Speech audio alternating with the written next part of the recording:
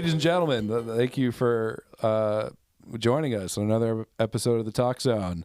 I'm joined with a fantastic comedian, just started and has been in the game for almost a year, and oh my God, so incredibly talented. Please give it up for Destiny Bell. Hey.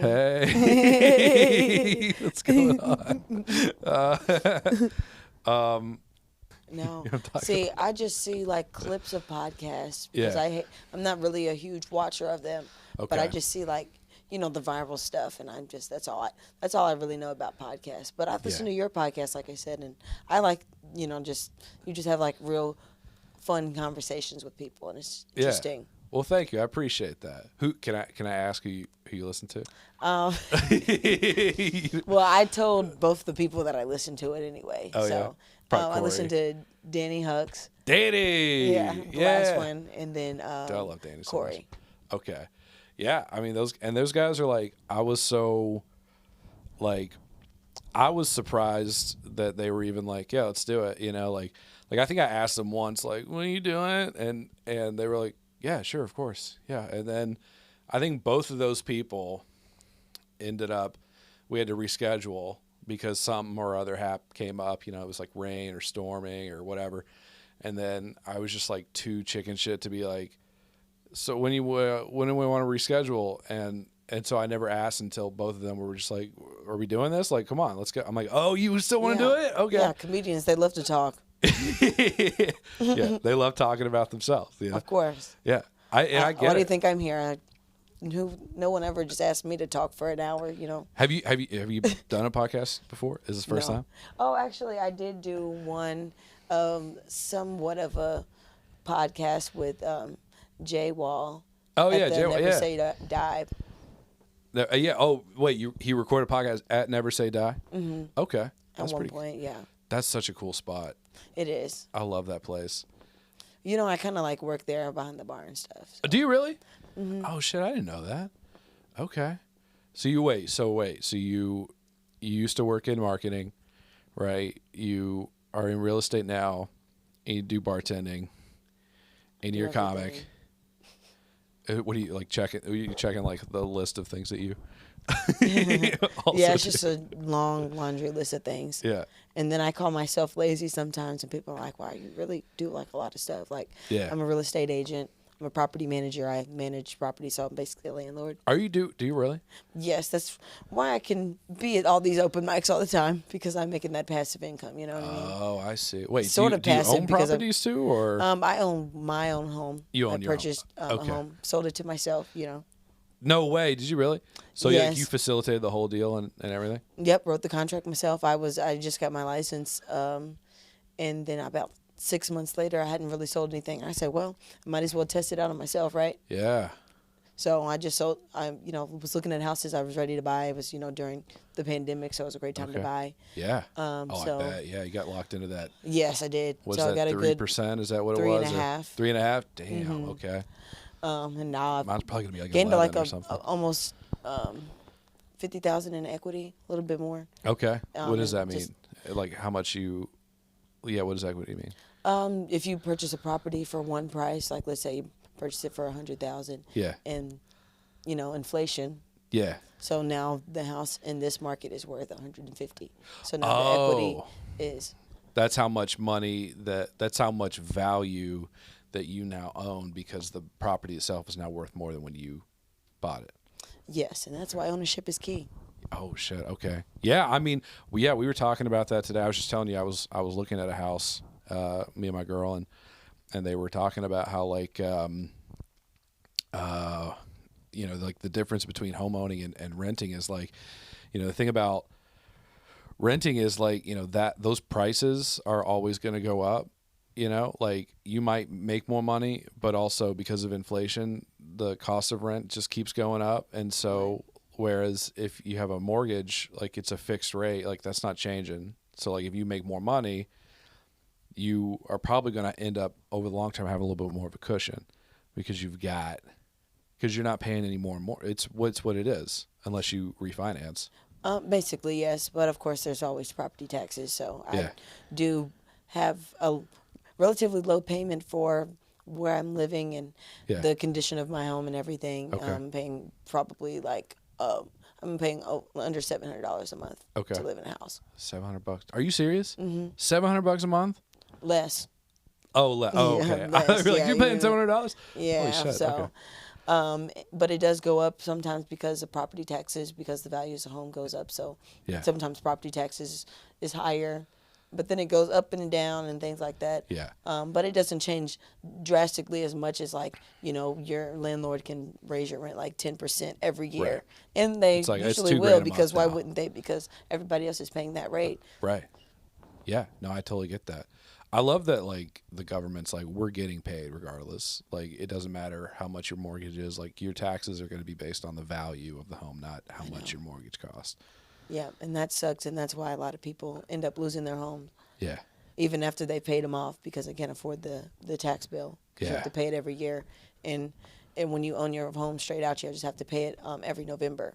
Okay. So it's like a lump sum amount. So some people don't have that lump sum amount at that time, and then they get a tax lien, and then that's how you hear people buying tax liens, because it's just people who just can't afford the taxes on their house. Oh, wait, what is that? People buy tax liens? Yes, like you can. I know everyone's so interested in this right now. I'm sure. Yeah, but I am. So fuck it, Yeah. We'll get to the funny later. Yeah. But yeah, so, if somebody owes money on their taxes and they can't pay the property taxes, somebody else can pay the property taxes, and then they automatically can own the house. What? So if you don't pay the taxes, they put a tax lien on it, and then if someone buys the tax lien, that's like them buying the house, essentially. Yes. But what about the mortgage? There isn't a mortgage because I own it straight out. Oh, okay. So, but what if there was a mortgage? Would whoever bought the tax lien, would they assume responsibility for the mortgage? Well, when there's a mortgage, the taxes is written into the mortgage. Okay. So I don't pay my taxes. I have to pay like every month a portion of my payment. Yeah. Goes to taxes, and then it all just sits in escrow, and then at the end of the year, it automatically pays.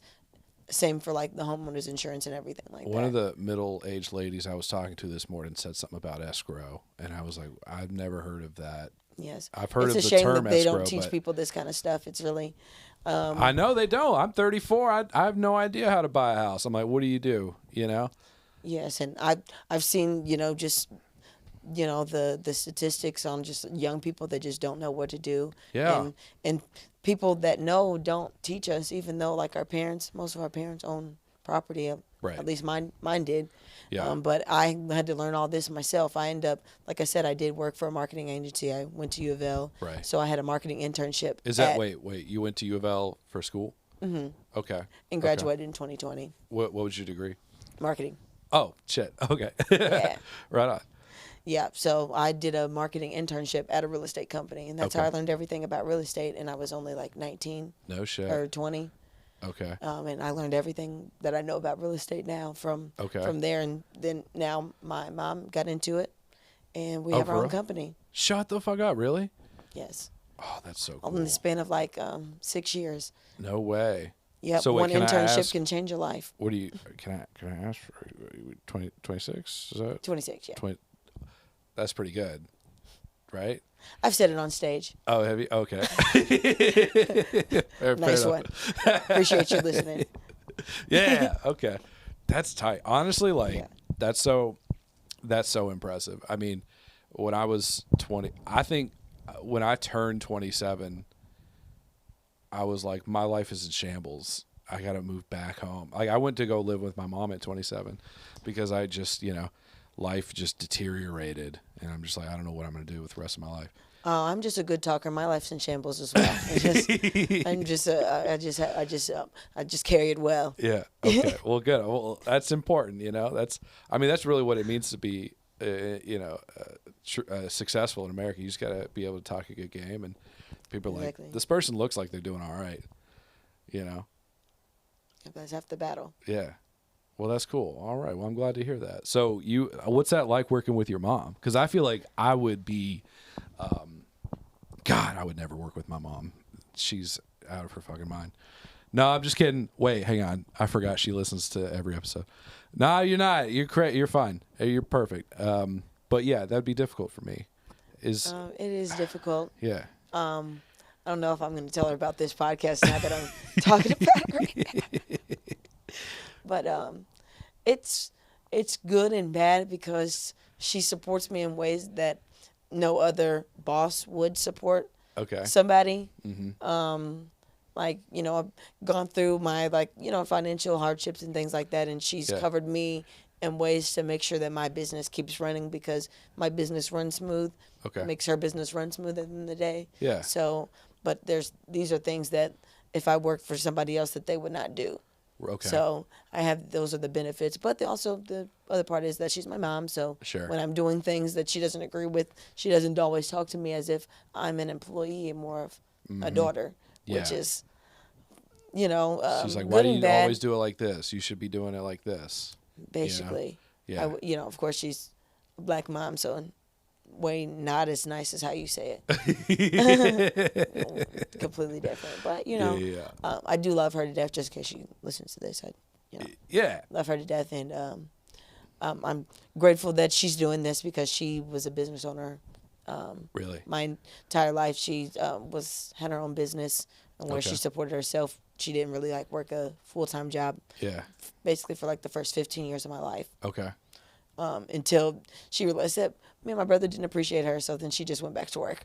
Wait, can I ask what the business was like? She was a wedding planner, event planner. Okay. So she's a party planner, event planner. Yeah. She did huge parties, famous people would come. She met Cat Williams. She's got a picture with Cat Williams. No way. She's met Michael Jordan. A lot of people. That's crazy. Any Cat Williams stories or anything? Where she was trying to sneak a picture of Cat Williams. Yeah. Just him walking around, and then he was like, I see you, bitch. I see you, bitch. You think you slick trying to take a picture of me? Come over here. Let's take a picture. Yeah. So then she comes over, and then she's all giddy and shit, and then she takes a picture with him. Oh. And I have the picture somewhere on my phone, but I got really? So many. I bet he's such a good dude to fans. He just seems he seems like the kind of guy who's just he's I'm a little crazy, but that's what I am, and I feel like that would probably translate in a real world, You know what I'm saying? Yeah, I just watched the movie that he was in, One of Them Days, with him, Keke Palmer, and SZA. Okay, really. And he plays a homeless guy, and he's kind of eccentric. Okay. Eccentric homeless guy. I didn't know he was making movies. I had no idea. I thought Hollywood turned their back on Cat Williams. I thought it was over. Is that not true? I guess not. He was in that movie. I don't know. Shit. Okay. He's doing more than me. Yeah, no, he's fine. Yeah. Well, I haven't heard anything from him except for that interview he did on Club Shay Shay, and he was like, I've been ostracized from everybody, and oh yeah, because he talks about men wearing dresses and stuff. Yeah, exactly. Which maybe it's not to say he's not doing things. He's just not hobnobbing with Diddy, I guess, or the Hollywood elite. I pity the fool that is hobnobbing with Diddy. Yeah, not too much knobbing going on these days, probably. I would think. Except for Meek Mill, I believe. Huh? Said except for Meek Mill. Who's that? I don't know who that is. He was the one that was allegedly, I gotta say allegedly, okay. I guess, was getting diddled. Oh, but, really? Yeah, the rapper, But I don't know if it's true. Allegedly, like I said, I don't know. Yeah, I feel like I was talking about that with Corey. We were talking about what was going on with Louis and everything, and it's no, we were talking about Diddy. It was it's so hard to really know what's going on because on one point it's well, of course I believe it because they're so they're so far removed from society. They probably are just doing crazy shit because A, they can, and B, they're bored, So it's of course I believe it, but also because I'm so far removed, I'm I don't know what happened over there. Might make a joke or two about it and move on with my day. Yeah. I don't want to know what's going on over there. Yeah. No. I mean, I hear crazy shit in just our little sliver of, community and culture, so like, I know, right? Can't imagine what's going on up there, Speaking of which, may I ask how's it going? How's this whole comedy thing going? You've been doing it since March, right? I would say I did my first open mic in March at the Caravan. Yeah. And then I didn't do anything until May. Okay. And then I was asked to do 10 minutes, and I was like, yeah, I can do 10 minutes. Could not do 10 minutes. And bombed like never before. Really? And then didn't do anything until probably like mid-June. Okay. And I would say I really people say like when you really started going to mics, count that. So I started June. So you got asked to do 10 minutes 2 months after you started doing it. Yes. How did that go? Because I can't imagine. Like, I barely have 5 minutes, and I can't imagine even trying to do 10. Yes, I would. Yes, I wasn't even really. This is before, like, I didn't know any comedians. Like, I just kind of was like, I want to do comedy, and then I wouldn't even say that I did good my first time. Okay. I just think I had good energy. Okay. And I was just maybe like saying funny things. Yeah.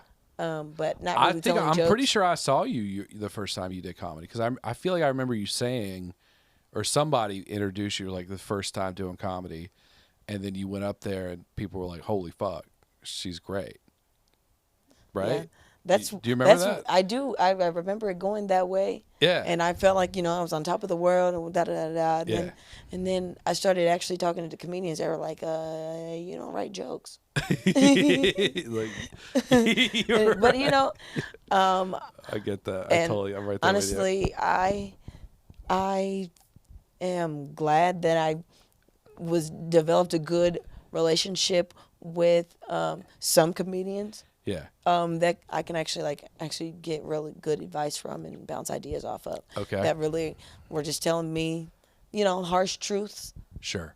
And I think it made me for the better, and I think I'm doing better because of that. And I'm not really like doing like shows, but I'm still going to open mics. I'm just still working out my jokes, working out my confidence, my delivery. Are you doing a lot of open mics a week, or like? Yeah, probably 3 to 4, as many as I can. Okay, that's good. God, I got to get out there. I got to start doing more mics. I'm not doing as many as I feel like I should be, and it's sad. It's upsetting to me.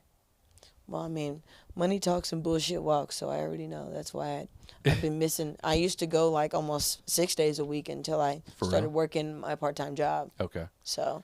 Yeah, that's the thing. Like, you get to a certain point, it's like, I have a full-time job and that's it, really. That's not true. I started doing improv classes this week too. Oh, I actually want to start doing improv. Yeah, you want to? I know the perfect place. I know. There's a school that. Was it the Improv 502? Mm-hmm. Yeah, and they're good. They're really good. We just got. I feel like this whole podcast is just turning into a front for getting people into that school, but we're gonna have Trevor Morgan. I did an episode with him last week, and that's probably coming out tonight. And he just signed up to do a class. Cool. With them, yeah. So it'll be pretty cool. Yep, I know him too. He's cool. Yeah, he dressed like a pirate once. He did. I remember because I was there that day. That open mic. It was like the Halloween open mic. Yeah. At the Caravan. And nobody dressed up. Except for him. I don't even know if he talked about it. I don't even think he mentioned it. He was just like, yeah, what's up? Let's talk about some shit, Would you ever do that? Would you ever wear a costume to?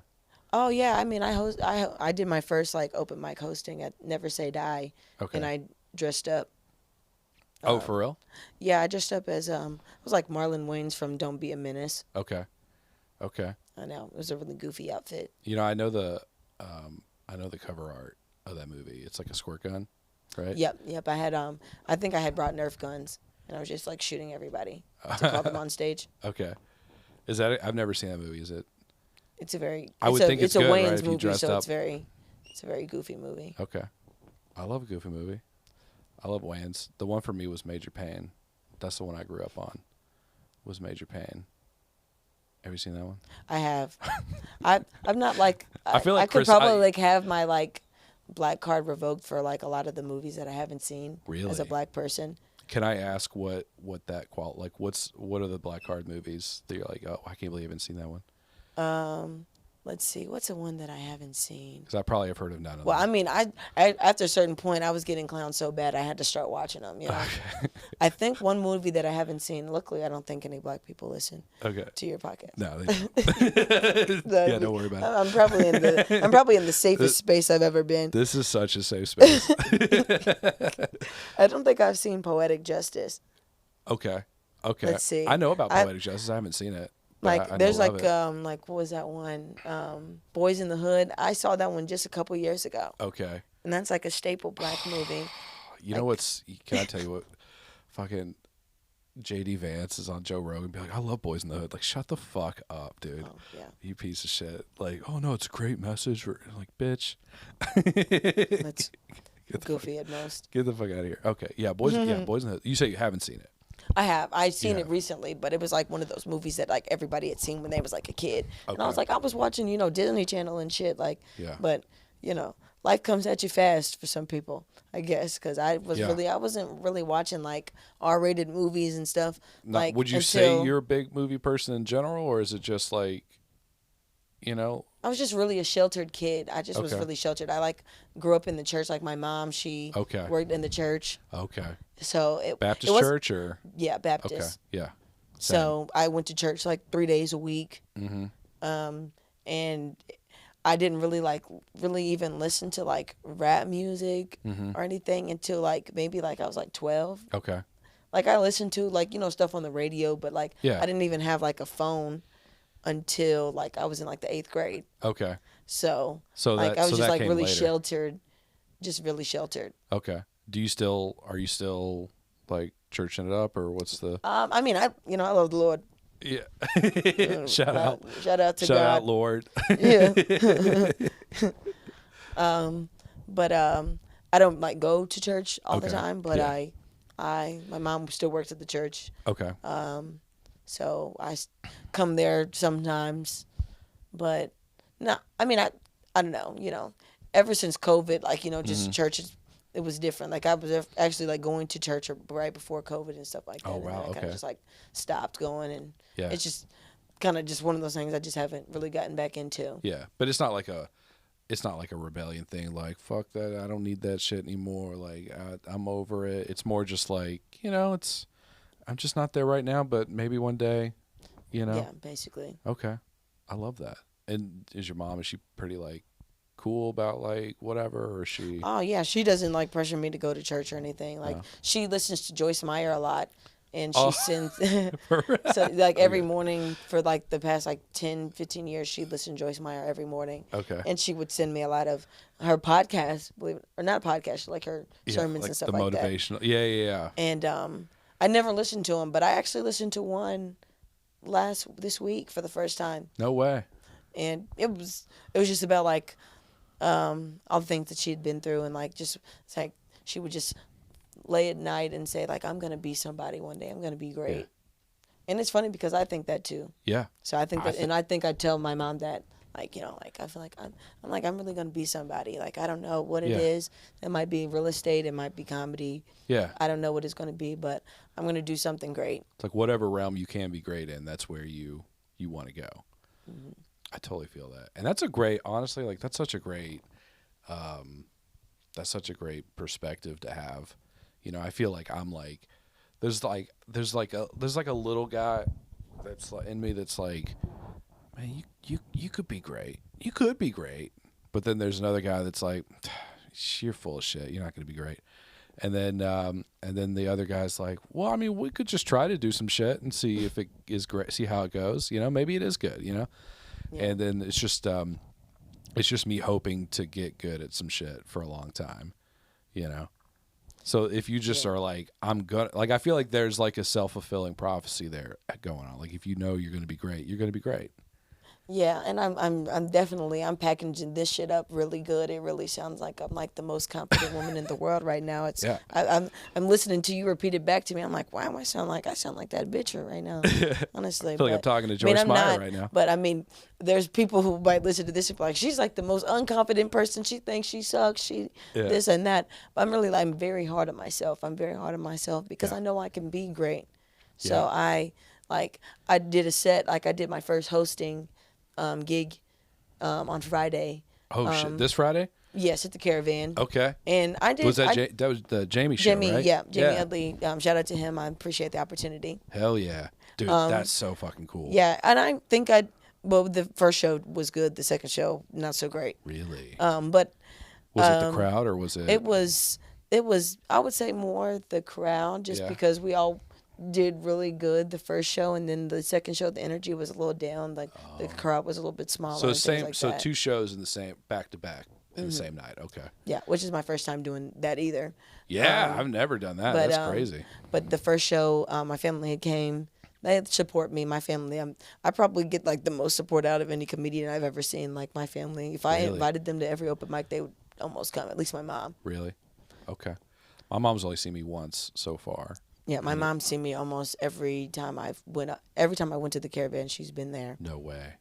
And your grandma was there too, right? The first night. Mm-hmm. Yeah.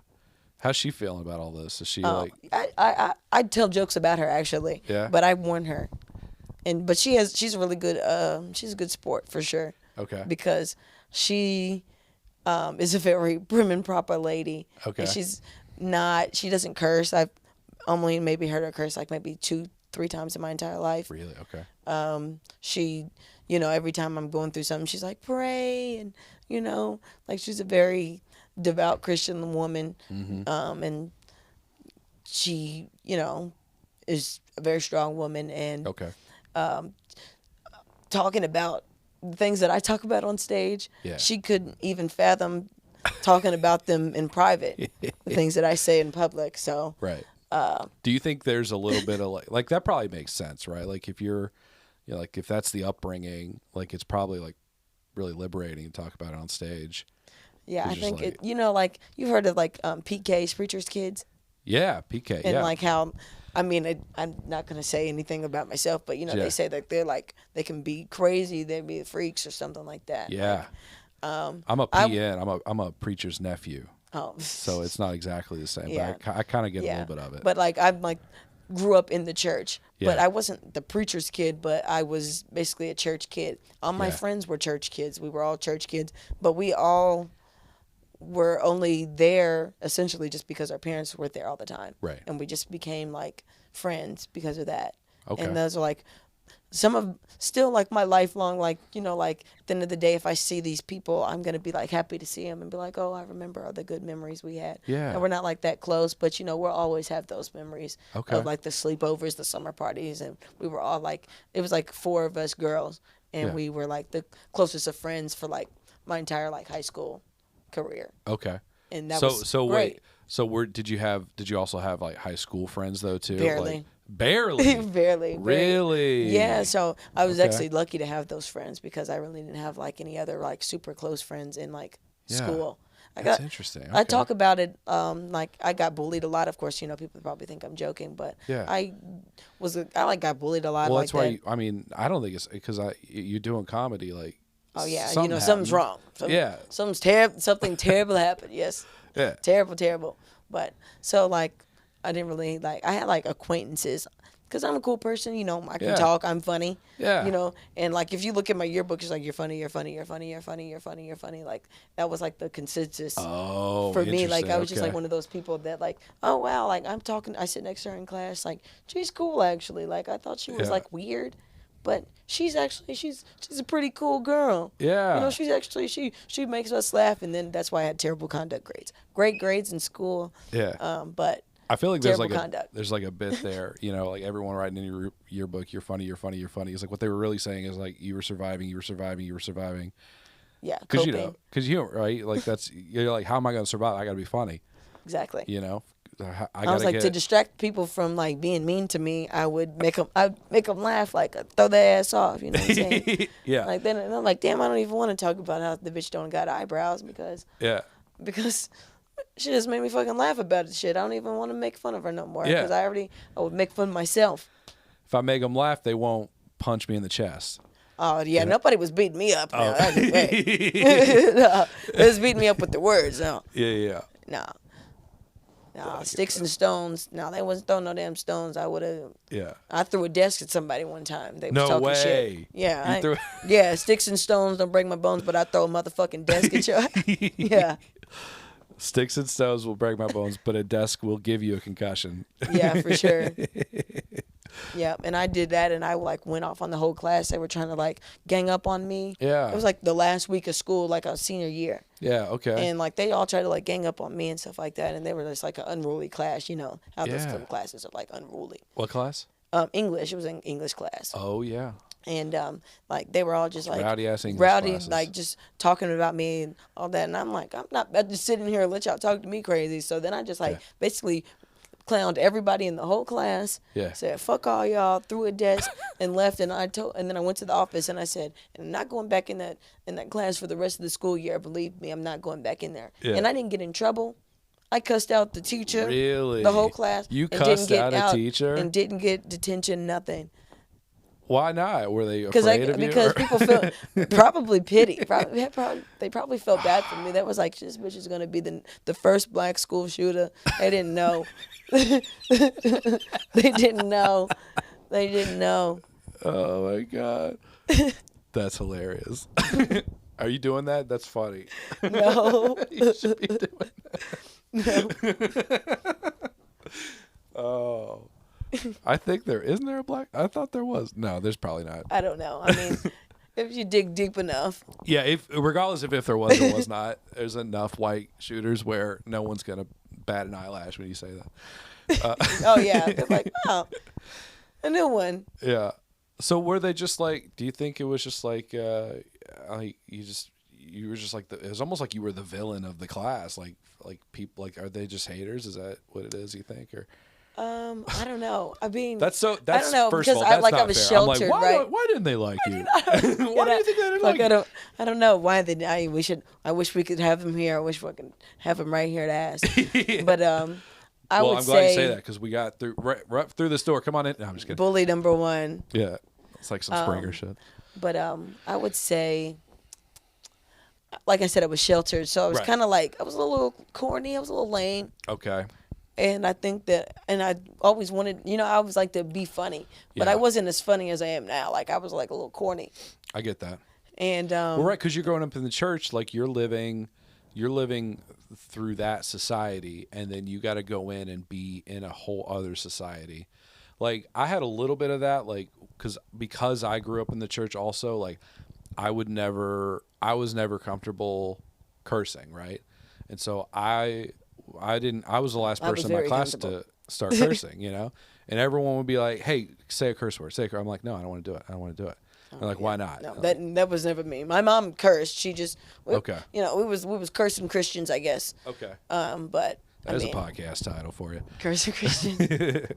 But no, I mean, it wasn't even like the cussing. It was just more like I guess, like just like culture, pop culture. Stuff like that, just like things that was going on in the world. You haven't seen Poetic Justice. Like I didn't watch the Chappelle Show. Like I was growing up when that show came out, and I didn't watch the Chappelle Show until it came out on Netflix. Okay. Which again, I'm sure any funny person is going to get me for that one. Sure. I'm just going to get my funny card revoked, but and then I'm so young, I don't get a lot of the references.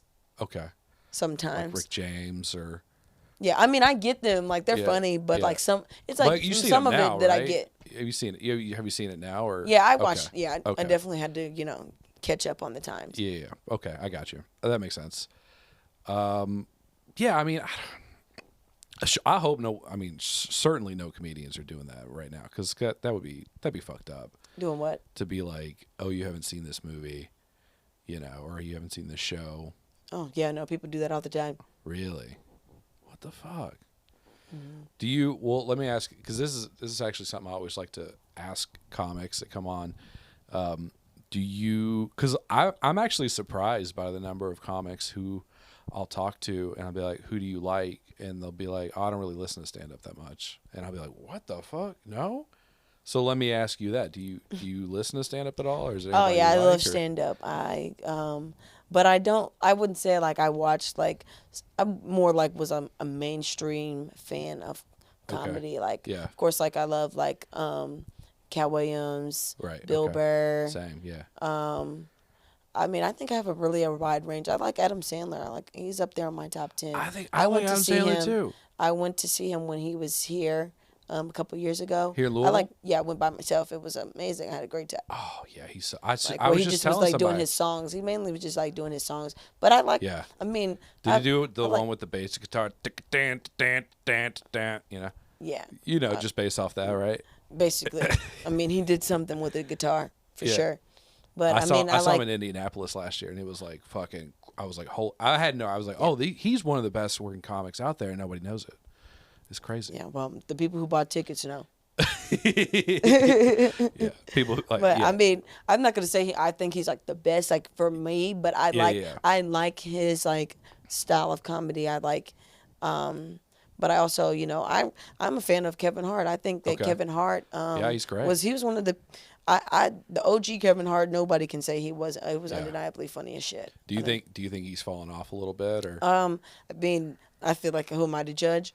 Yeah, but sure. Okay. Yeah. But in my opinion, I think that I like his more. I was a bigger fan of him. Like before. You don't maybe think before Jumanji after 2 he like is doing him any favors? Oh or? yeah, I mean no, his acting is amazing. Yeah. It's more like the stand up that I think he's more like going towards acting over stand up, which is great. I mean, whatever whatever works. Like I said, money talks and bullshit walks. I'm a believer that. Yeah.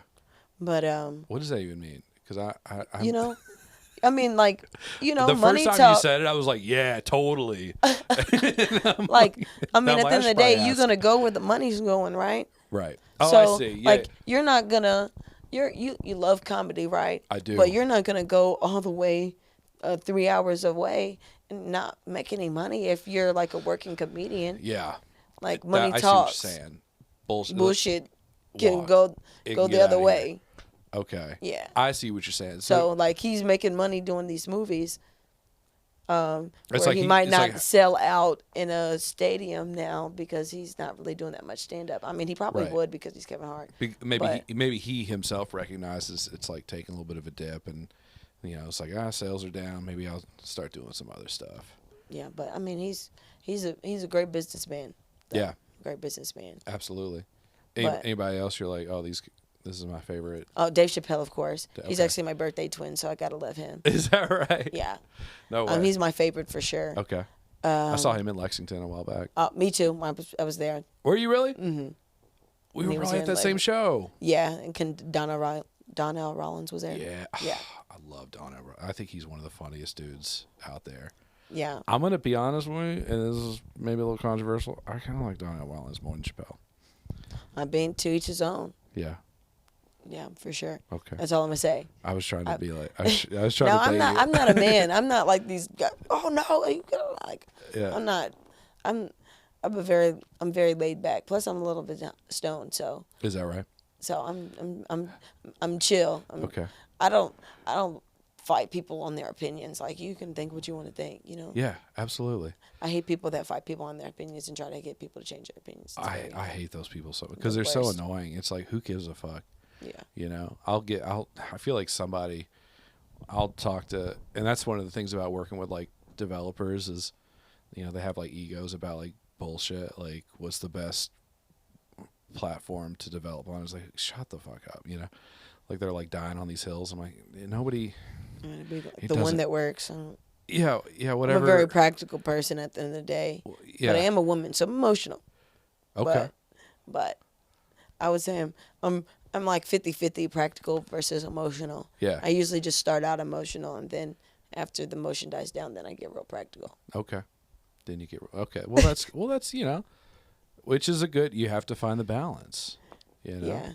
Yeah. I mean, it's hard, because I'm supposed to have thick skin, Are you? being this. In comedy, you're supposed to have thick skin, Yeah, for sure. But I'm because people have to be able to roast you, and you got to be like, I can't. right? Oh no, I could not do. People are like, oh, you want to do a roast battle? Yeah. You and this one person that would roast the shit out of me. I was like, I'm not doing a roast with her. No way. No. No. Because of what you'll say, or because of what she'll say? It's not even. I just feel like I'm not really the best roaster. Okay. Like I feel like I'm one of those people.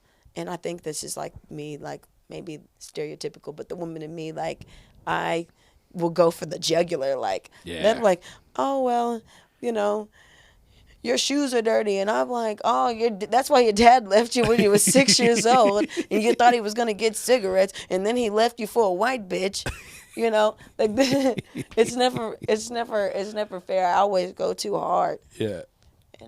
So that's what I mean.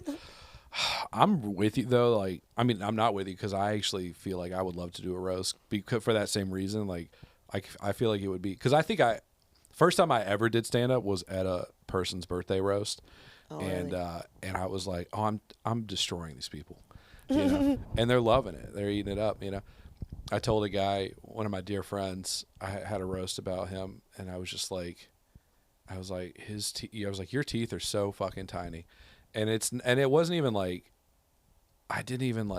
it wasn't like really true, like it was just like, you do like these like, almost like subliminal instinctual digs. And it's like, and to this day, he's like, are my teeth tiny? And he like tries to like cover them up. I'm like, dude, you bitch. But no, it's, cause I feel like I'm so nice all of the time. Like I'm trying so hard to not piss somebody off, Like all I want is for people to like me all the time, and it's a rare opportunity to be like, oh, I can say anything I want, and you can't say shit. It's hard for me to be nice sometimes. That's my problem. I'm really a nice person, but like, don't push me though. Yeah, you don't need to add fuel to the fire. Oh no, because I can Have you been in? I know you just said you were throwing desks at people, but like, have you been in like fights, like physical, like fist fights? No. I'm one of those. Have you killed anyone or? No, not. I can't tell you. Okay. I have to kill you. Yeah. But I'd be fine with I've that, been honestly. in a lot of verbal altercations for sure. I'm definitely a huge arguer, but I always pick fights with people that I know can't fight me back, like dudes. Okay. Like I remember this dude. It was the day that I like flipped the desk in the class. Yeah. This guy, he was like talking about me, like was like posting about me like on social media, like going, and it was going around the school so and stuff he's like talking this. shit, it sounds like. Yeah, and then I seen him at lunch, and I was like, bitch, what's up? Yeah. And then I pushed him, and then my brother was involved in all that stuff. And, Okay.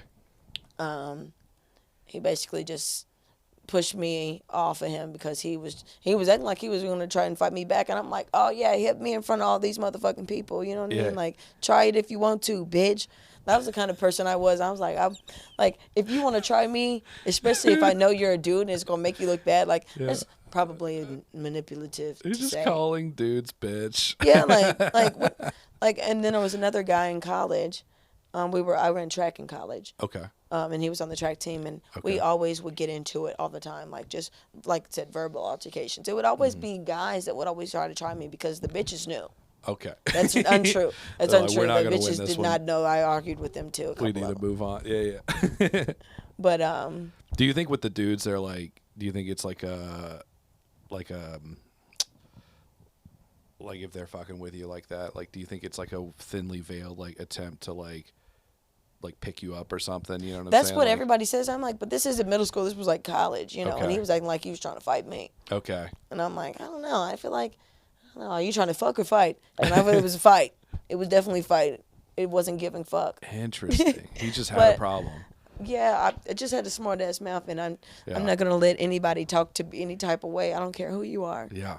That's kind of just the attitude. When you get bullied, I feel like that's kind of just that attitude you get. Mm-hmm. And it's hard. Yeah. Like I'd rather be nice like you, honestly. But it probably fuels my probably just my even desire to even do what I'm doing now. Right. Just like writing about it and making light of all the stuff. That's one of the reasons I like Kevin Hart is because he makes light of himself a lot. Right. Him being like short and not manly, not tough and stuff like that. And, you know, I'm small, not really that tough either. Okay. But I talk a big game, but I'm not really that tough. You seem pretty tough. I know. I've been kind of terrified the last 35 minutes. I love to terrify white men, actually. It's my favorite pastime is terrifying white men. You probably... That, you know what? That's a great point. You probably have a lot of opportunity to do that now that you're in the comedy scene. Terrifying white men? Because it's so many white men out there, you know, doing it. Oh, well, I don't know. I don't think anybody's scared of me. No. No. Shoot, it's already. I don't even. I already got not even a target on my back, but I'm one of few black women in comedy. Oh yeah, for sure. Yeah, absolutely. And that are actually like out there, at least like in the both at large and probably in this scene too. I would think. Yeah, well, especially in like Louisville, Kentucky. Oh yeah. This scene, but there's a decent amount of us out there, but you know, we're definitely outnumbered for sure. Yeah, absolutely. And but you know, that's also nice too, because like I'm sure people get so sick of hearing white dudes talk about nothing for 5 minutes at a time. You know what I'm saying? Like it's probably refreshing to get like some different perspectives out there on stage, and you know. Yeah, well, that's what comedy's all about. Everybody has a different perspective, even the same ass white dudes. Yeah, that's true. Y'all have your different perspectives. All of your different perspectives. All of your different. I call them justifications for being shitty. You know, like that's what I call. For sure. No, but like it's the economy, though. You know. Can I ask? Well, real quick, I accidentally brought up politics a couple of times when I was talking with Danny, just because of just the natural rhythm of the conversation. Do you have any, are you comfortable talking about that? I have no problem with it. It makes some people uncomfortable, but I mean, I don't really like talk about it because I'm not going to say that I'm the most informed on the issues. Yeah. And I'm right there with you. I try not to be. I don't argue about things that I'm not fully educated about. Okay. I can argue about real estate all day and things like that, but when it comes to politics, I'm not going to argue with you about it. I'll just tell you what I think and what I know, and then you tell me what you think, what you know, and probably, either we agree to disagree or whatever, but for that reason, sometimes I get scared because I feel like it becomes like it just makes you see somebody differently. Yeah. Yeah, right. And I just am terrified. There's a lot of people that I feel like maybe voted for Trump. I don't know, and I don't even want to talk about it. I don't want to ask them. I don't want to bring it up because I feel like if they defend anything, especially the things that have happened this week that are terrible. What happened this week? Just like the executive orders and things like that. Like right, yeah, just like the DEI. Oh right, yeah, just dropping birthright citizenship. Yeah. Just equal opportunity. Yeah.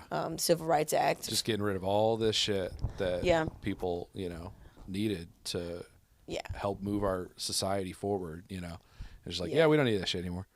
Yeah, but I don't think that's political. I feel like those are like human rights. Yeah. Yeah, and that's what's crazy about it is like, you get those arguments of people being like I miss the days when we could just have disagreements about politics and still love each other. And I'd be like, I know, me too. It sucks that, the decisions that we're making that are leading us to have to make some choices about who we talk to sometimes, because I have this, I've told this story before, but a couple months ago into the election, I was testing my mom because she's a Trumper and love her, but we were at like dinner and she snuck it. She caught me off guard. I was like, oh man, maybe we're ready to talk about this because she was like, I'll just be glad when this whole thing's over. Like, oh, maybe she's not happy with her dude, like, oh, what's going on? Are you gonna vote or? So, all right, if I make it out there, okay, are you gonna vote for Trump? She's like, well, yeah. I'm like, fuck, okay. And then she's like, well, what, you think I was going to vote for a woman? I was like, oh, no. Oh, no. And I'm like, all right, well, I guess I'll go back to eating my calzone and not say anything for the rest of the lunch, Yeah, I mean, that's how some people feel. Yeah. Like I say. But since it's your mom, I would not go say that. I don't need anybody coming for me, I'm not trying to get canceled. Well, let me ask. I'm gonna ask you this, and you are by all means welcome to answer this at all, or if not, or and but here's the question, because from what I understand, the way I heard it was like one of the reasons that dude won is because of like just these huge upticks in like male minorities voting for him, right? Oh yeah, because have you heard that also, or I feel like the Latino vote, like just like massive. Yeah, there was a lot of people that I was surprised to see the numbers high on his side, but I think it's partially because America likes women only when they're doing certain things. Okay. Can't let them get too high. Yeah. It's like they can have some money, maybe, Yeah. And then they just, I don't know. It's like I said, it could go super deep. Yeah.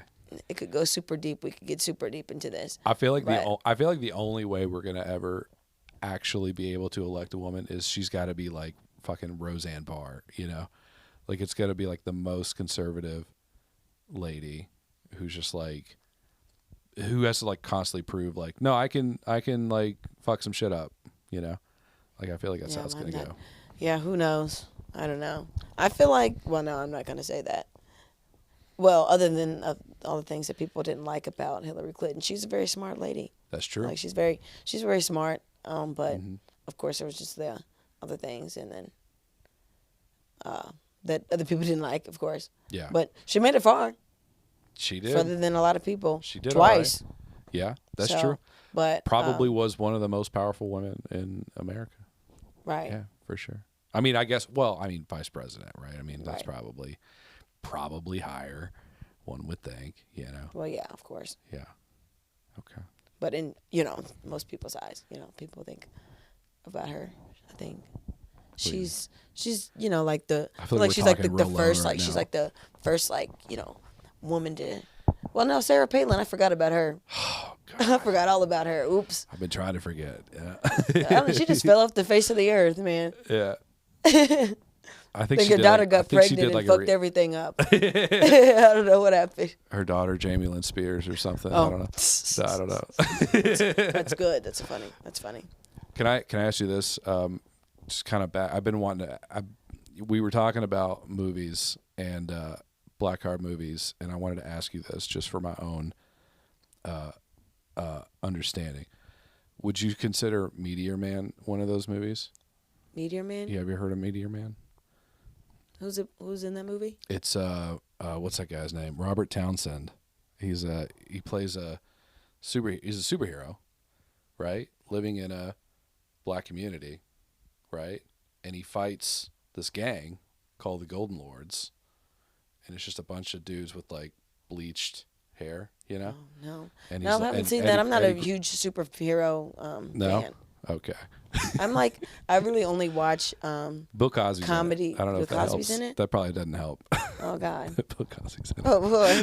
Oh, no. You see, I just stopped dead in my tracks. You said his name. Hey, Eddie Griffith's in it though. Oh, also, yeah, I didn't like him. It's cool. Okay. All right, we're back. Okay, I was just checking. Yeah, no, I haven't seen that movie. I only like really like comedy movies and dramas. Okay. And then dramas? And then I like crime, like mystery, like like slow burn, thrillers. Burn. Okay. Oh, you mean not a movie called Slow Burn? You no, just like those type of like like those movies where it's like like Lifetime movies. Okay. Like, where the bitch go crazy and stuff. Well, like they inspire. They fuel me. Really? Yeah, I only watch like movies where people go crazy, people cry, or people are funny. Like that's my spectrum there. What kind of funny movies? I mean, like I love like really like stupid movies. Like I really love like the National Lampoons. Like I love like super goofy, stupid stuff like that. Like, yeah.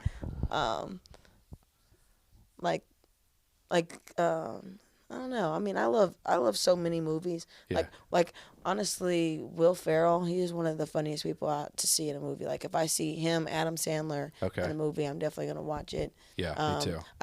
I think Kevin Hart's hilarious in anything he does. Absolutely. Him and The Rock.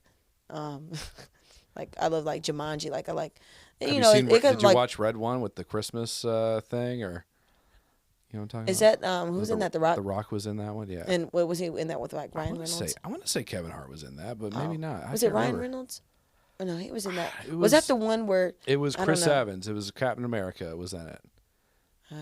See, I probably have seen it. Okay. I like Deadpool. Yeah, I like Deadpool too. Like I like goofy. Like it has to be funny. Yeah. So superheroes okay, but it's really more about being funny. Yeah, I can only watch a superhero movie. It's funny. Like yeah, I can't just like watch like a whole bunch of like serious stuff going on for like too long. Have you seen Tommy Boy with No. Chris Farley? Mm-mm. Oh, you should see that movie. I'm not going to be like, oh, you haven't seen it, but you should see that. That's a good one. You know Chris Farley. You've seen Chris? Yeah. Okay. All right, cool. I'm not that far off. Huh? Not too far off. No. Well, it's funny. I was talking to this guy, one of my coworkers. He's British, and he's like I fucking love comedy movies, man. And I'm like, yeah, what do you like? He's like, oh, I love fucking Happy Gilmore. He doesn't say fucking between every word he says, but it's fun for the story. And I'm like, okay, you like Happy Gilmore? What about Tommy Boy? Have you seen Tommy Boy? It's like, no, I ain't seen Tommy Boy. And I was just like, that's fucking crazy. They haven't seen that movie because it's like a 90s. Is it just like a comedy movie? Yeah, it's Chris Farley and David Spade. He plays like a rich dude. You don't like David Spade? I do. Oh, okay. Yeah. Have you seen Joe Dirt? No. No? Okay. That's fine. I mean, I think that like early like 2000s and like 90s to 2000 movies were like the best movies to ever be created. Yeah. And now everybody's just trying to recreate those movies and then add TikTok to it and shit. Mm-hmm. And it's like how do we make terrible. Those movies in TikTok? Like they're trying to like make like the movies that are like those movies, but then modernize them, and they just don't work. Yeah. And they're like very predictable. I don't know. Maybe I should be a writer. Maybe I'm just like every time I watch a new movie, like I feel like I know exactly what's going to happen. Yeah. Like I'm never like really surprised, and if I am surprised, it's really a good movie. Yeah. But everything is so predictable. Yeah, I'm right there with you. I can't watch anything. I can't watch any new movies. Or the plots just are terrible. Yeah. I don't know what it is. Especially, I feel like I don't even see them making comedy movies anymore. Like, I feel like they quit making comedy movies after like 2015. You got to look harder. I don't know. I'm catching them. Okay. Are you already? Okay. I'm catching them. I love how you're turning into the movie expert. You know, like. Oh. I mean, I watch a lot of movies. Yeah. Do you still go to the theater?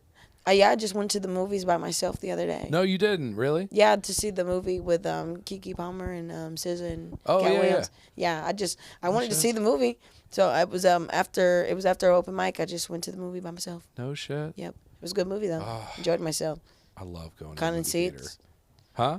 Reclining seats. Yeah. Yeah, and then Escape? the one I go to, I think I went to the one at the mall. Oh yeah. Oh, St. Matthews. Yeah. Okay. Yeah, they have good food. They have good food? Now they do. They started serving food now. What? Yeah. I didn't know that. Mm-hmm. God, I miss the one on Preston Crossing actually has the best food. Really? Yeah, and they actually sell liquor at the movie theater. Oh, that's tight. Which is crazy because I got a margarita one time, fell asleep during the movie. Deadpool and Wolverine, don't know how it ended, don't know the middle part. Somebody died. Not a good idea. That's for sure. Yeah, I woke up and I was like, oh shit, oh man. Then I just why is it's a good ass margarita though. Why is Blake Lively dressed up as Deadpool right now? Right, yeah. That's when I wake up. I swear to God, that's the part I woke up to. Right? Yeah. I was like, what in the fuck? Of these Deadpools, what in the fuck's going on? I'd never rewatched the movie, so I still don't really know how we got there. Yeah. Yeah, I was so confused. Yeah. Because that movie was long as shit. I took like 3 naps. I think the last movie I fell asleep to was it was one of those Hobbit movies. People get so up in arms when I tell them I haven't seen those movies. Like, what the fuck? Why haven't you seen all those movies? Why haven't you watched the? We were watching the Lord of the Rings movies over the New Year, and one of our friend goes, "Oh, you haven't seen them? You have to start with the extended editions." I'm like, "Those are 5 hours. I'm not gonna watch a 5-hour movie. I don't even know if I'm never gonna get into that kind of. Yeah, that's fucking crazy. That sounds like work. Yeah, but I respect going to the movie theater alone. It's something I haven't done it in a while, but I do like to do it. It's it's liberating. Shoot, nobody's really at the movies. Nobody even notices. Really? Yeah, it's That's very sad. Nobody like sad. Oh yeah, my sad life. Yes. No, not you. No, Thank you so much. It's sad for the movie theater. Oh, sad for the movie theater.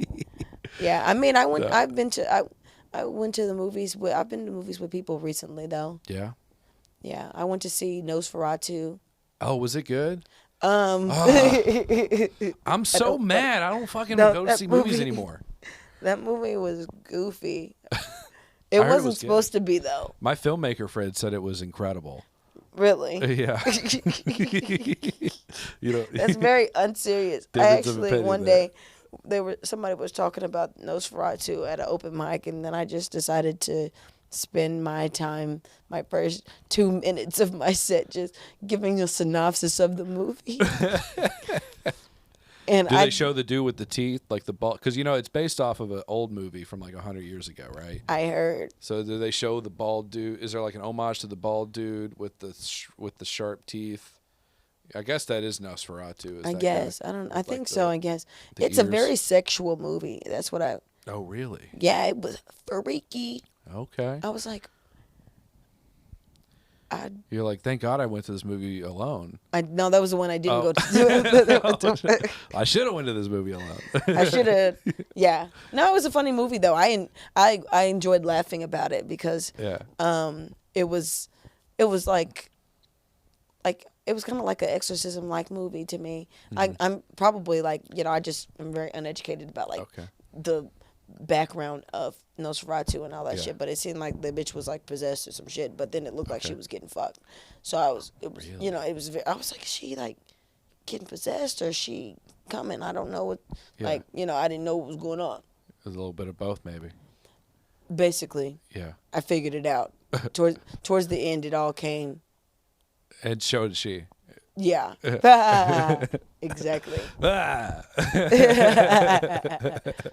Got me.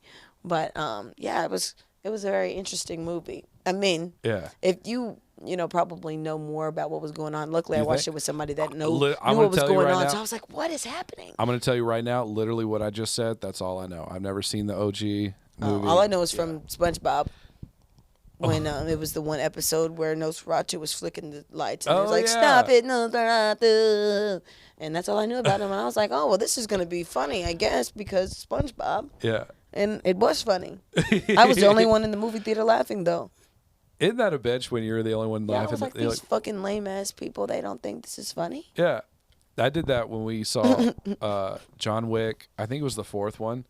And he's like dying, right? Like he's so wounded. Oh, thanks for giving it away. And he's just so no. I'm not saying he dies. I'm just saying like he's not. He's hurt. That's all I'm saying. He's hurt and he keeps going up this like cobblestone like steps, right? And there's a lot of steps, and he just it's so comical watching him like suffer while he's going up the steps. It's like comical because of how many. Or was it, I can't remember if it was him going up this, or he just was like falling down for like 10 straight minutes. He was falling down steps. That does sound, if you like dark stuff. Yeah. Like seeing people fall. I mean, that's, I very much enjoyed to see people suffer. Absolutely. Well, yes. Yes. I mean, in a nice way. In a way where it's like, all right. On TV. Like finish it Not up. in real life. Right. Unless I hate you. I mean, if I don't like you, I will get some popcorn and watch your ass suffer. Yeah. For me, it's like, like I'll watch people in pain, and I'll laugh at it. But as long as it looks like they aren't like permanently disfigured or something. Like I gotta make sure you're okay before I laugh. Yeah. But I mean, I fell, and it wasn't funny though. I fell on the ice. Oh no way! Like on the ice, during the ice storm or whatever, just a couple weeks ago. Are you okay? I have a bad back in general. Okay. But me too. I was at a house, looking at a house and getting it inspected by the city. Yeah. And they were trying to show me something that was wrong, and then I was just walking too fast, and then I just slipped on some black ice, and then just fell hard on my back. I was hurt for a couple of days. Had to put heating pad on my back and everything. Mm-hmm. But they didn't laugh. I think they laughed later. Did they? In the car, I heard giggling when they got Wait, who was it? Was it people you were... It was like city inspectors. Oh, okay. Whatever. They're trying to keep it profesh, probably. Yeah, they're like, damn, that bitch really ate dust. I like that. I honestly, I made a joke about it. Yeah. I mean, at the end of the day, you gotta laugh at yourself. Yeah, as long as you're okay. Yeah, I mean, I ain't died, so I'm still here. If I'm not writhing in pain, and I just like I'm probably gonna be laughing. Yeah, like I broke I sprained my wrist drunk one day. Okay. A couple of months ago. Oh damn. Yeah. Did you fall then too, or? What happened? I dropped my drink. Yeah. Like I was just being drunk and stupid. Sure. And I just dropped my drink, and then I was like, oh, I dropped my drink. So then I wanted to kick the cup to be funny. Yeah. And then, but the ground was wet, so then I slipped, and then I have a bad back, so I didn't want to land on my back. So then I just cushioned my blow on all my body weight onto my wrist. Oh shit. So then my wrist bent all the way back, and then blew up like a blimp. Okay. That's fucking crazy. Yeah. I'm surprised that you have back, you're 20. I feel like you're too young to have back pain. Yeah. Well, I ran collegiate track, to break your body down to pieces. Oh yeah, that makes sense. Yeah, and I hurt, just ended up hurting myself. Okay. When I was 18. Oh really? I just got it's basically a spinal injury. Oh my god. So I have a herniated disc. You do? Mm-hmm. Wait, you just always have one? Well, since I heard it when I was 18. Okay. And it's just one of those things that just doesn't go away because it's my disc are degenerated, which basically happens when you get old. Yeah, I know. So I have a degenerated disc. Yeah. So I have arthritis. I've been having arthritis since I was 18. Oh, that sucks. Yeah. Oh my god. What do you just take a lot of painkillers, or what do you? No. You just deal with it. Yeah. Strong woman here. Yeah. Just suffering. Yeah. And that's why I'm so mean. I'm always in pain. Maybe that's what it is. I know. If these fucking bitches would just let you know, or would just, if they just knew, how much pain you were in. Yeah, I mean, I'm not. I think I'm probably, if it was a normal person that just wasn't dealing with it, it probably wouldn't be that painful. But I'm been dealing with this pain for almost 10 years at this point. Okay. 7 years. I don't know. A lot. I don't know. I just said 3 numbers there. Right. I don't know. It's been so long. 2 months to a year, maybe 6 years. Yeah. Yeah. But I'm trying to I'm probably going to have to get surgery or something on it at some point, but I'm just trying to hold off as long as I can. Yeah, for sure. Until I just can't take it anymore, basically. But Well, you're probably off your parents' insurance at this point. Oh, right? Been off it. Yeah, you've been off it. I have nothing. You don't have insurance? Comedian. Yeah, that's I'm where insured the with laughter these is jokes. healing, right? Yeah. So no insurance at all. Yeah. Are you?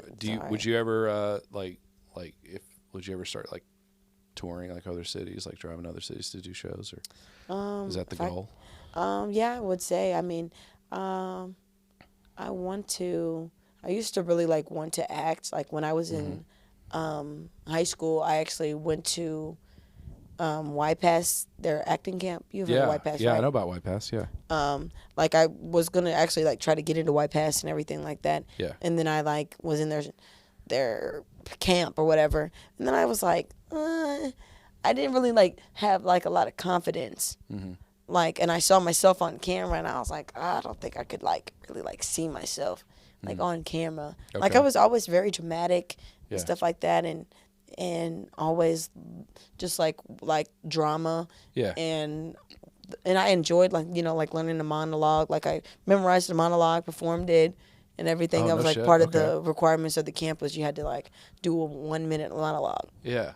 Okay. And I practiced that monologue every day, and that was fun. I had a good time. Yeah. And then it wasn't until I just saw myself on camera, and I just like the whole thing just went downhill. And that's why it's like crazy that I do this now. Right. Like it's just like a full circle. Like I feel like my life is just like where I really wanted it to be, and I just never really like believed in myself. Yeah. No, I totally. You have to like go through that journey, right, where you're doing enough bullshit, where it's like, oh, I just want to. It's like you get tired of doing bullshit for so long that you're like, all right, I'm ready to just face the thing that I actually want to do, even though it's scary and I don't feel like I can do it. But this other shit sucks, so why not? Why not? I used to say if money wasn't an option, I'd be a comedian. Money is still an option, but I'm still doing it. Yeah. But, and maybe you probably make some money doing it a little bit, like. Yeah, eventually I hope so. I mean, of course, just started and everything, and I'm definitely finding my way. Because a lot of it is not even just being funny; it's just like the delivery and everything, and just going up there and having confidence and preparing. But I just do so many other things; it's hard for me to really prepare all the time. So sometimes I go to the open mic and don't know what I'm going to say until maybe a couple minutes before I get on stage. Really? Sometimes. Isn't that terrifying? Which is, because I'm just like, and then it just sometimes it just appears that I'm unprepared. Yeah. Which I guess I am. Yeah. But at least you're doing it. See, that's the thing. Like I fall in that same trap where like I just don't. I have trouble just sitting down and writing, and so if I when I have to do an open mic, I'll be like, oh fuck, I don't know, I don't have anything ready, and then I'll stress write like literally like 5 minutes before I go up on stage. Like you'll just you just write whatever you're thinking. Yeah, like this was kind of a funny thought. Let me turn that into half of a joke, and then it might do okay, and then I'll be like, okay, all right, now that's part of my permanent set now forever. I see. Yeah, I mean, I'm not gonna say that I like sit down and like purposely write. I don't. Yeah. I'm a huge talker though. Yeah. So that works for me because I just like talk to people a lot. I talk on the phone like with friends, family, and things like that, and I'll just be saying stuff. And sometimes something I'll say will just like strike me as funny, and then I'll write it down. Or I'm just talking to myself in the car. There's so many times that I've just been talking to myself in the car, just thinking about something. And I'm do you do like voice memos, like record it or? Well, sometimes if I'm driving, I'll try to like go in my notes and just like say it in my notes or whatever. Okay. Say it, or I'll just sometimes I'm like, oh, this is so funny, I'm gonna remember, and a lot of times I do. Because I mean, some of the stuff that I talk about is stuff that I've been thinking about for like years. Yeah. And I'm just finally like talking about it. Yeah. It's like I've been wanting to say some. Like I've been wanting to say this, but now I'm like, now I'm kind of like at the point where I'm like I have to like really sit down and write stuff and really dig deep if I really want to do this. Yeah. Because I can talk about myself all day, but I want to dig deeper and write some better jokes and but I'm learning from a lot of people, and I got people that really want to help me, and I'm very blessed. Yeah. That I actually have people that see something in me that want to help me, because I know that I definitely have this not all the way figured out at all. And that's what's scary. It's like you're like it's like you see the potential in yourself. You're like I know there's something here, but like you can't. Unfortunately, talent only goes so far, because like I can't just go up there and just be it. Like you still gotta like kind of work it out a little bit. Yeah. Yeah, I get that. But I mean, I've always been like a kind of person that like there's some people that really like have to like really sit and dig deep to write jokes. Like people talk about like, oh, I have to force myself to write jokes, stuff like that. And I'm just been one of those people that like whenever it is like with school, like I've smoked and stuff like that, and I'm just always not really like studied. Yeah. Like for stuff. Like I would just come in and ace the test or be the test at least. Yeah. Get to be on the test. It's like I don't have to try, but I wouldn't have to like try like super hard. I never really had to like try super hard for anything. Yeah. I get that. Which makes life hard when now I'm like, life is getting harder and harder, especially in the economy and stuff like that. And I've been like trying to skate through life, and like now skating ain't working. Gotta actually like start grinding. It's a hard life for people who are like, like you're pretty smart, right? Like, and you're to a point where like you don't really have to try super super hard to just meet the status quo where everybody else does have to work to meet that status quo, and then you get to a certain point where life is like, no, you really got to try now, or else you're not gonna survive. I think that's where I'm at right now. Yeah, yeah, but it's cool. Like, how long have you been doing the real estate thing? I would say I kind of, like I said, like the internship is when I really say I started. It was like 2019. Yeah. So what is that, like 6 years or so? Yeah. How many houses have you sold other than? In total, I would say 50 to 60 or so. Are you fucking serious? 50 to 60 houses? Yeah, over the course of that time, yeah. Holy shit. Do you have like I feel like there's probably some opportunities for some like weird interactions with folks, right? Because it's it's because it's not just people it's like people who it's never people I know usually. People really? I know usually don't, like, I mean, when you start a business, right, it's always, people that you don't know that support you the most. Like, I mean, I'm not, not knocking anybody's family or anything like that, but most people that give you your props on your comedy and stuff are probably not your family. Right. It's usually like people that are in the crowd.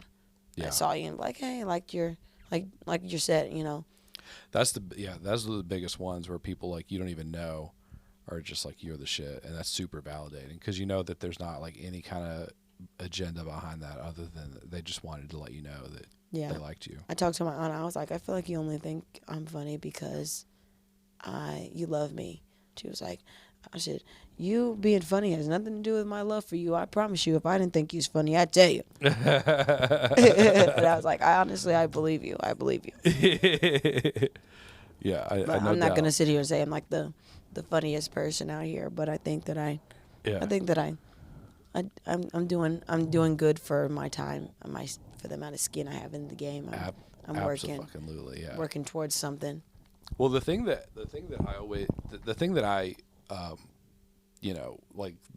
I observed the first time I saw you do stand up was like you were like so like you were super authentic. Like I feel like people go up there and regardless of whether or not they have something funny to say, like you can kind of tell when someone isn't like just naturally being themselves on stage, Yeah, I know what you mean. And I don't think that's something you can really teach. And I think to have that like just out of the gate, like that's really powerful, And I think that if you have that, then like I kind of feel that way. Like I feel like I have that a little bit too, but I also I don't know how to write a joke, and so that people see it and they're like, you don't? I don't think so. I don't think I do. I mean, I have an idea of what I think it should be, but I don't think that. I think there's like general like do this, do that, have like I feel like the only time people are like consistently saying like this is what a joke needs is like it needs to like be like a comparison of things and then always like go in like an unexpected direction, like you got to misdirect people to make them feel like they thought it was going to go in one direction and then it went in another direction. Like, oh, that's hilarious. And right. But also I see the connection between those two things, Yeah, but saying that is it like, but it's like saying that is totally different from actually writing something that is that. Yeah, I think there's a lot of different forms of jokes, but I feel like it always has to. I think I don't know. I mean, I'm far from an expert at writing jokes. I would say I just recently started writing jokes myself. Yeah. Yeah. Me too. But I mean, I'm more like to just talk about, like you said, I'm authentic, I guess. I just talk about things that I think. Mm-hmm. Like, just me falling in the snow and shit like that. Just like I'm thinking like, damn, like I need a man to help me. Like, like this sucks that I don't have one. Like, yeah, being independent sucks. Yeah. I'm just thinking about everything funny about that. And then I'm just like, huh. Well, that's kind of funny. Like, I'm just like, this is the shit that I really was thinking while I'm cleaning that goddamn snow off my car. Like, this is really the shit that goes through my head. Like, I don't know. Yeah. And I think that it's, being authentic and talking about yourself is great. But I think there's also a lot of talent in just being able to make something up and make it funny. Yeah. Like, just like out of nowhere, like just making something out of nothing. Yeah. I think it's like you're spinning yarn in the all, gold. It's all, I think it's all like different, of course. Mm-hmm. But I think that I respect both types of comedy, and there's all different types of styles of comedy, of course. Yeah. You're more like a calmer guy on stage, and I'm. Thank you. I think I mean, being calm is fine. Yeah. I mean, you're not like boring. Like you're not like sound like you're getting ready to like off yourself. But sometimes I'd be up there. I'd be screaming. I'd be doing. I'd be just a lot energetic. It's like my time to like get all my energy out. Yeah. But I mean, I just always been. I'm one of those people. I like to be the center of attention. I guess I used to like to be, or I still do. I guess. Hey, I'm right there with you, 100%. It's hard for me and my girl because like she's also like that, and so we're just like our whole relationship is just both of us trying to be the center, and then taking turns. Yeah, I think every person I'm with is like a more introverted person. I'm like an introverted extrovert. Okay. Like when I'm not around people I know, I'm quiet. Mm-hmm. But when I'm around people that I know, I'm all over the place. I'm wild. I'm crazy. Getting crazy. And stuff like that. Yeah. But it seems like the people that I end up like dating, I don't know, or even like being friends with. Yeah. Like I'm always like the most turned up. Really? Usually. Okay. Compared to that person, like compared to like quieter. my friends, like one of my best friends, very quiet. Mm-hmm. She worked with me, and she was like really quiet, really reserved, like literally like the complete opposite of me. But we had like a really good friendship, and like even a lot of my other friends, they're like just more calm, cool, and collected. Like they don't let things get them mad like I maybe do. Okay. Stuff like that, like bounce, they like balance me out. They're like not I've never they're been not with anybody hot that all the time. Yeah, like I've never dated anybody that wants to be the center of attention. That sounds terrible. No offense. That person's but a little much. I mean, like I don't know. That would be tough for me if somebody wanted to be like the center of attention. Okay, so you go for the more introverted people then. Well, it just seems that way. It's not on purpose. Mm-hmm. I mean, I feel like I want somebody that's like me, but then I always end up with somebody that's like more quiet. Yeah. And then I'm like, why don't you talk? And they're like, bitch, I told you I didn't talk. And I'm like, oh, oops. You did tell me. Is that what it is still? Like, because I always assume, because here's the thing, like I go on, when I was dating back in the, day, and when I say it's like, it's not that long, a couple years ago. And, I'm so, as a guy, like I'm so afraid of not having something to talk about, because I'm automatically going to assume like, oh, that's my fault, I never have that problem. I always have something to talk about. But like, if you're dating guy, like, is that what it is? Like, how many dates you've been on where the dude's just like a rock, I'm one of those people. I can really get people that don't talk to talk. Okay.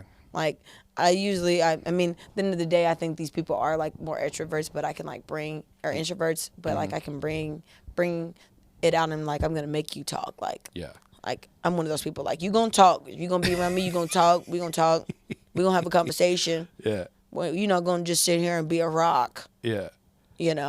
And I just can get that out of people. I'm just one of those people that can bring that out of you and like get you. Like I'm one of those people. I want to like know what you like to talk about. Yeah. So we can find something to talk about. Right. Like a mutual understanding. Like, because everybody has something, right, that they like, and eventually you're gonna find something that you're like, oh, I like that too. You know. Yeah. That's pretty cool. So are you out there? Are you on the scene, like looking for people, or I'm what's out there? Yeah. Are you like doing the apps, or what is that? How's that work? I don't really. I mean, I get on them, but I'm so dumb. I don't even know why I'm on the apps. Really. You don't even know why you're on there? Or I mean, yeah, because I match with people and then I just like don't talk to them. Oh, okay. So I'm like, man, this could be like the blessing I've never known. Yeah. But then I'm like, I'm not. Don't they talk? They're supposed to talk to you, right? Yeah, but and sometimes they don't. So I'm just like, I feel like the person for me is going to hit me up. Yeah. I don't know, like, but I the last people that I've like, I guess not like dated, but you know, like was seeing or whatever, I've like met them like organically, and I kind of like meeting people organically than the apps. Like I actually, like my longest relationship, I was with somebody for like almost off and on, like in total like 3 years. Oh wow. Okay. And I met this person on Tinder in like 2018. Yeah. Okay. So you know, I haven't really talked to him like a long time. Yeah. But you know, I thought I was going to marry that person at one point. Oh wow. Okay. Yeah. So, you know, I'm not. There's nothing wrong with the apps, but I do like, you know, like I met somebody at the bar. Okay. And you know, it was a nice person or whatever, and like it was just nice to like meet somebody like organically. I've never done that. I've never met somebody at a bar, because like, you know, because I'm too timid. Yeah, well, you gotta. These people came up to me to talk. You know, I never. Well, I mean, I started being like more social. Like sometimes I will like just talk to you like casually. Like I might like say hello. Mm-hmm. But like I do karaoke, so like the person was like working around the karaoke. Oh, wait, what do you mean? You perform like, karaoke or? Yeah, like they would do karaoke at this bar. Okay. And then the guy that was running the karaoke was friends with the guy that I ended up like dating. Oh basically. Shit! Okay. And I met him there at the bar. And he was like, oh, I see you doing this song. And I was like, yeah, you know, and all that stuff. And that's adorable. Yeah, no, it was until he realized how I was cool. Crazy, and he was. What did you say? Until he realized I was crazy, or then he didn't want to talk. He was shy, or not even shy. Like he was just like, you know, I was just like standoffish, more energetic. Right, like he wasn't ready. You know, I think he was just like, oh yeah, I want to get her. I want to get her to like me. Yeah. So he was like, you know, talking. We would talk on the phone all the time. Mm-hmm. And then people were like, wow, he never talks. He talks to you. And I was like, yeah, he talks to me all the time. You know. Must be you guys. Yeah, it's me. So, yeah, I'm telling you. All the 12. Well, you got 1,200 listeners. You got 2 people on here. Some people's really gonna hear this. Yeah, some people will. Yeah. Don't worry, that's total. That's everybody. That's not like everyone, that's not me per included. Episode. Yeah, exactly. But like, you know, I feel like, you know, it's like the honeymoon stage. You know, I feel like everything goes good those first couple of months, and then, you know, after that, they kind of realize, okay, like, oh, she really wants this all the time. Oh, yeah, she has expectations. You know what? That actually, I can resonate with that, because when I first started dating Allison, like, you know, it was during the pandemic, and she, you know, we didn't meet like face to face immediately. We met on Tinder, and so, you know, it was a lot of like FaceTiming and talking on the phone and texting and shit, and you know, it'd be like, I mean, we'd be chatting for like hour and a half at a time on the phone, and at first I was like, oh, it's just, you know, it's, you know, pandemic, we haven't met yet. Like, yeah, it's just, we're getting used to what it is. And then I think like 4 or 5 months in, I'm realizing, like, oh, she just likes to talk on the phone, like, for all the time. Yeah. And I got to a certain point. See, that's like, how it goes. And they'd be like, okay, I thought that this was going to die. No, you know, set a precedent. I want, like, wait. Yeah. Let's keep this up. Right. You know, and but then for me, the move was, I'll just move in with her, and then we don't have to be on the phone all the time. You know, yeah, and it worked. Oh yeah, but I mean, you really gotta. That's the problem. These men don't like they just want to like you know, what? Just get what they want out of the situation. They don't want to be like you. Just a stand-up guy. Good for you. Thank you. You're just a stand-up guy. Most people just just trying to have a sneaky link situation. You know what I mean? Well, I mean, if I was, here's the thing. I mean, I'm not gonna like. I'm not dogging. Like, I get it. Like, I think, I mean, when I was, in my 20s, I was definitely in that phase, where I'm just like trying to like date around and hook up a little bit here and there. And then like, I think it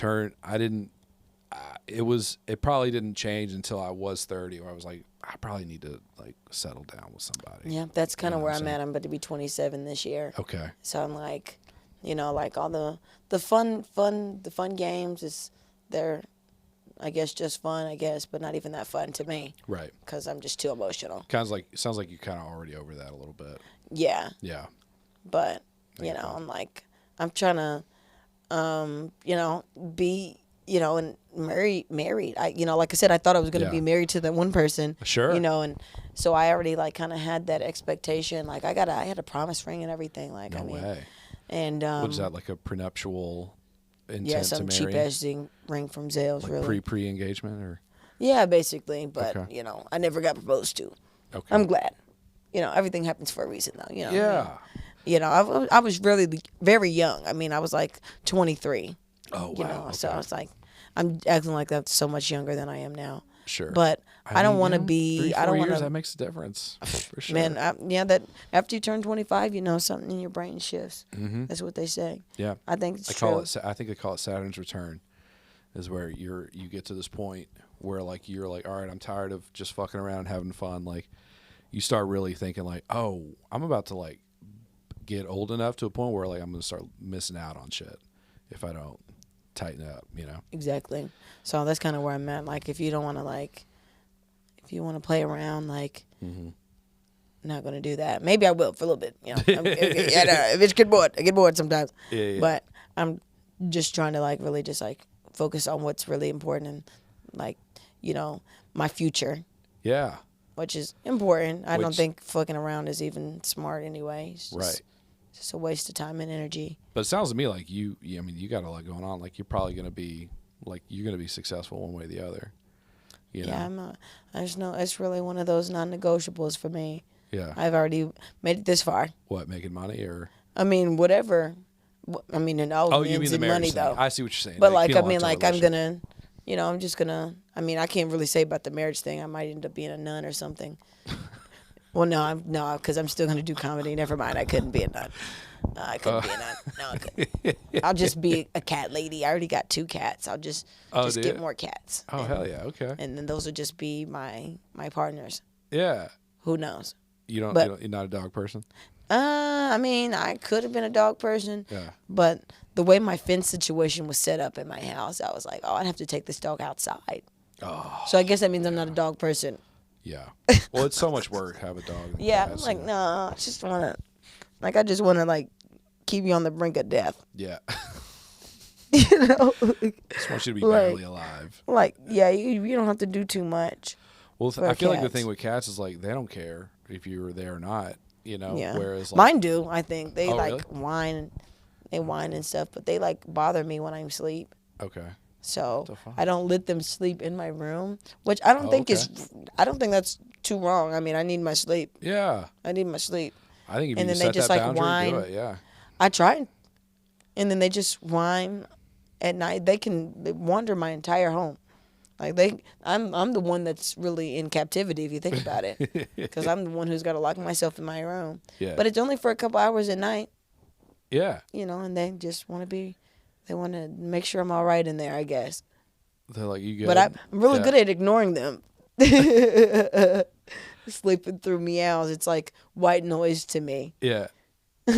I got a 50-pound dog, and she's just, she's just all up in our shit when we're sleeping. Oh yeah, no. And she's just like on my body, and she just plunks down, and I just have a 50-pound weight on me, and I'm just like, I guess I'll fall asleep somehow. Yeah. Well, my brother did the same thing, but my dog. I grew up with the dog, and the dog was like 120 pounds. Oh my God. Yeah. That's huge. Yeah. Okay. And then he slept with my brother. Okay. But I mean, I liked him as a dog and everything, but I wasn't, it wasn't just me. Like, I didn't have to really do that much. I only really took care of him when no one else was there right. to do it. What were the cats' names? Cooper and Lola. Cooper and Lola. I sound like a cat lady. One more thing I wanted to tell you about this. I want to get your opinion on this. You were talking about doing karaoke. Do you you ever go to Mickey's? No. No? Have you heard of it? Have you been there? No. No. Well, it's a karaoke bar on Frankfurt Avenue, and it's like a Korean style, and so everything's self-service up there. Cool. So it's like an iPad next to the stage, and you just go, you put your song, you look for your song on the thing, you put it on there, and then it just plays like a playlist, you know. Like but it's like karaoke though. It is karaoke. Yeah. Oh, that's cool. And this is the closest I ever got into a bar fight. Was like 3 weeks ago. I put my name in to do a song, and it was like weirdly busy. I was like, I've never waited this long to do a song, and it was like 2 hours for my song came up. Yeah, that's wild. And then this group of people came in while I'm still waiting, and they're having a party and they're having a good time, and then they put a song in, and they're like, "How's the system work?" And I'm like, "Oh, it works like blah blah blah," and then all of a sudden they go up, and I'm like, "What the fuck? They just got here. What happened?" And I'm like, "What the fuck's going on?" I'm like, "I'm pretty sure my song should be up." And my friend's like, "Yep, it's next. I see it. It's on the list." And then somebody else goes up and sings a song, again, not me. And then they bring that same crew up, and they all do a song together. I'm like, what the fuck? Now they're doing 2 songs, and I haven't even done mine yet. And I was a little drunk, and and I started putting, and I don't even know if this is what happened, but I started putting together like this conspiracy in my head of just like, oh, they're just moving their songs up ahead of mine, you know. And it's like, what the fuck? And so I get fed up. It's like, it's like over 2 hours. I'm like, fuck it, I'll just leave. And so, and I'm mad. I'm like, I'm mad at you because I think that you are skipping to the head of the line. I think you're cheating, you know? So I just walk by, and on the iPad, I just go skip, like in the middle of their third song. And I'm like, fuck you guys. You guys are pieces of shit. And then as I walk out of the karaoke room, out on the street, this girl goes, "What the fuck is your problem?" And I was like, and I'm drunk. I'm like, "You fucking cheating. You skipping. You putting your head on Is that even possible to skip? It is because it's self-serve. So you can rearrange the order of the. Oh dang! So it's on an integrity system. Oh god. Yeah, it's on an. Yeah, it's no on wonder. That's where they went wrong. That's where they went wrong. and I was just like, fuck. I was like, fuck you. She's like, fuck you too. And I felt really alive in that moment, but also I was like, I just got to fight screaming at a lady. Your proudest moment, sir. Your proudest moment. I've never done that in my entire life, and it was like I felt bad about it after the fact. Yeah. What have I done? Have I ever went off on somebody while I was drunk? I'm sure. Huh?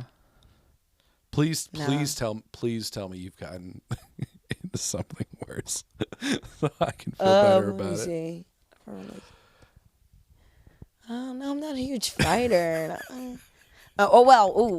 This is kind of funny. Okay. It's funny because I actually just started reconnected with this person. Okay. But I That's where it all falls apart right here.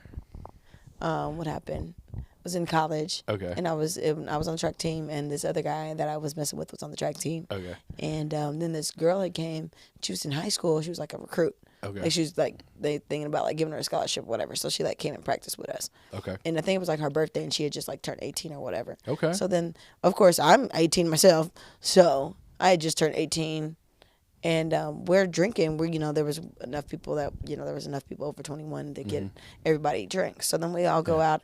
Then we're drinking with the girl, the high school or whatever. Yeah. Not saying that was right to do. Sure. But you're 18. But we're at this house party. We're having a good time. Yeah. And then, like I said, I was messing with this guy, so I'm like, I'm dancing with him. I'm having a good time. I'm drinking and whatever. Yeah. But then I keep noticing he's going off with this girl, and then basically it happened like 3 or 4 times, and then it ended up she disappeared. Okay. And she just straight up disappeared. Like nobody could find her. Oh, okay. And I'm like, I'm the craziest bitch in the room. So I'm like, oh. And I done seen them together like 3-4 times. I done had to split it up. You're not about to be crazier than me, all right? Yeah, so then I go to his dorm. Like, this is a small town. So it's like the house is down the street from campus. Yeah. So I just leave the house. And I just go to his room. Okay. His dorm. Banging on the door. Yeah. I'm drunk, though. Yeah. I'm banging on the door. I'm about to wake up the RA and be like, I think there's a woman in there. I'm about to just blow this whole thing up. Like, it was like a Christian school. Oh, no. Yeah, it's true. Oh, no. It could have really been bad. Yeah. And I was like, so I guess I wasn't too drunk because I made a conscious decision not to like blow his whole shit up. Okay. But I did bang on that door. Yeah. And then they were like, she was saying that she was somewhere else to throw us off the scent. Yeah. So then everybody was looking for her in a whole different spot. Like, I'd banged on the door. They was like, oh, no, she's over here. So then I'm like, oh, well, that means he's over there. So then I go. Yeah. And then we all come back and we realize she's where she was in this room the whole time. And when I was banging on the door, she was in there the whole time. Dang. And it was, like, getting down. And I'm like, mad. And everybody knows that I'm mad. And, like, they're just like, damn, he don't give a fuck about her. Yeah, right? For real. And then he comes out like all happy and shit. Like, I bet he is. So then, and the crazy thing is, I was just like with him recently. So I was like, she comes out and she's like looking all stupid because it's like a crowd of like 8 people was looking, like it was like half the team, was looking for her. Oh my God. And she's just in there like being fast and stuff like that. Yeah. So then she comes out. I know she was embarrassed, and then he's just like thinking he's hot shit or whatever. And then like everybody's just like watching. So then I just run up on the bitch and I'm just like, you dumbass bitch. Da da da da. That's why I was just with him. With your dumbass. Yeah. Wait, and to the dude or to the girl? Yeah. She was like, she sounded like Courage the Cowardly Dog. The motherfucker. That's fucking hilarious. I know. That's probably the craziest thing I've ever like done. Okay. And that wasn't even that bad because I didn't like beat her up. I mean, I feel like it was a Christian school. Like you get kicked out. Oh yeah. So I was like terrified. I didn't want to get him like kicked out, even though he was not doing the right thing. But I don't think he deserved to like fuck everything up. So sure, I didn't. I get you. I got you. So but I could have really blown shit up that day. Yeah. I could have really set this motherfucker off. Really. Well, you thought better of it. But yeah, so I'm not that crazy. Growth. See? Growth. Yes, that's what the scene. That's how you end the podcast. That's fucking crazy. I mean, I think we can. I think that's it. Yeah, I think we did it. Yeah, I just had to end it with a good one. Have to push it to the top. Oh my God! Thank you so much for doing this. I hope you had a great time. Yeah. I did. Okay, cool. This was tight. Fun. I really enjoyed the conversation. You're welcome back anytime. And anything else you want? Oh wait, is there any shows you want coming up? You want to plug? This will probably be out the next week. If there's anything you want to be like, come check this out, or on social media or anything you want to. Oh yeah, well definitely you can follow me on Instagram. Des Comedy. It's just DESS Comedy. And then I'm actually going to be the Louisville Last New Comic Showcase. When is that? February the 16th? Then on the 15th, I'm going to be in Lexington at the Cannabuzz. Cannabuzz? What is that? I wish I somewhere I'm going to be. I wish I had more. I won't be there. That sounds like a CBD be telling drink some jokes or something, there. I think it has something to do with that. Yeah. Okay, so new comedy showcase at where? 1020? Is that where it's at? Okay, yeah, one of those Craig shows. Okay, hell yeah. Louisville Live. Okay, yeah, go check her out. She's very funny, and yeah, we'll see you guys later. Peace.